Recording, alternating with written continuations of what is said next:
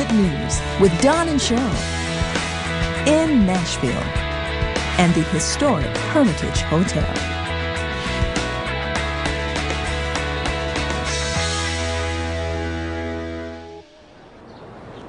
So many of the artists you know and love got their start singing in the church.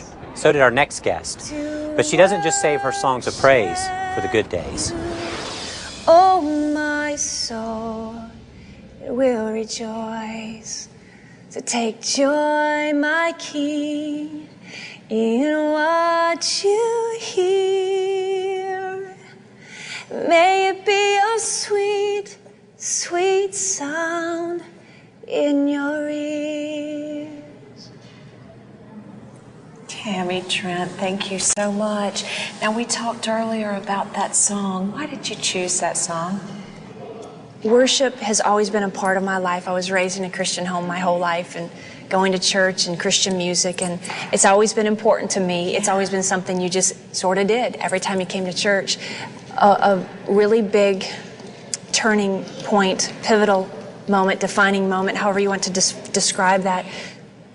Worship was the very thing that comforted me in the darkest hour, minute of my life.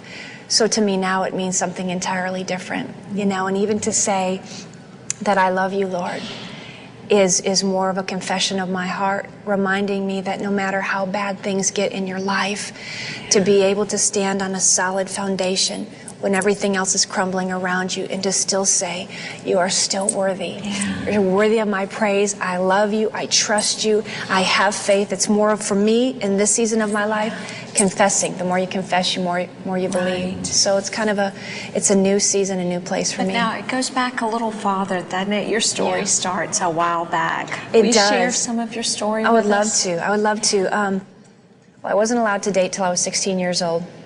But the gentleman I had my eye on, I found out he sort of had his eye on me too, so I was so excited, secretly. When I turned 16, we started to date, and that really began a great adventure in my life. He was a young man that absolutely loved God, and he really loved the things of God. And he was truly interested in those things, yet he was so non-religious, but he had a very healthy relationship with Jesus, and I love that. It surrounded my life as a young girl, and I'd come from a broken home, so I hadn't really known consistent love from a father figure, from a man, I mean, that kind of thing. And so he was the first guy that walked into my life where I just thought, you are so cool.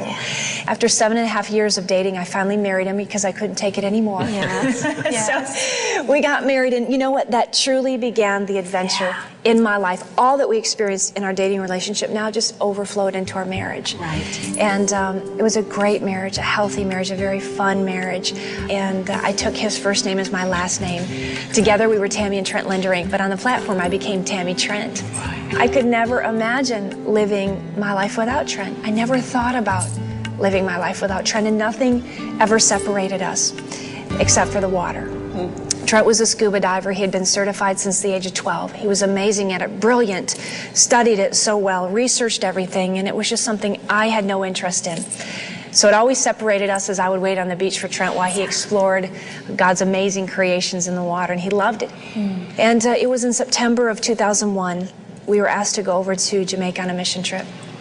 So the week before we left for Jamaica, we added maternity to our insurance, and we thought, this is going to be exciting, a new chapter of our lives, and we'll just wait on God and see what he says. And so going there for that week, you know, we had no computers, no cell phone, nothing. It was just us, and we needed that time. And we had a great week together, and in between the vacation to start the mission trip, we had one day off. I knew he wanted to go diving at the legendary place called the Blue Lagoon.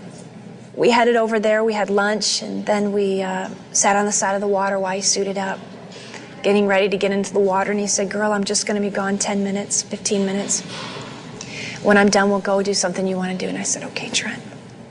We sat there on the side of the water for a while and talked, and then he slipped into the water, and halfway between the dock and the hole, Trent lifted up his head out of the water and he waved goodbye to me. And I had no idea at that moment that that would be the last time I'd ever see Trent again. I stood there on the side of the dock watching him come up and down for breath every 5 minutes. And then I sort of got sidetracked watching some other snorkelers and swimmers in the area. So I started to watch that hole. And I didn't see anything, and 10 minutes went by, so I got closer to the water and I started to watch more intently. I knew I'd have to see him. 10 minutes went by. I didn't see anything, and at that moment, fear completely came over me, and I just felt, something's wrong. Something's wrong. We'll continue with Tammy's story in just a moment.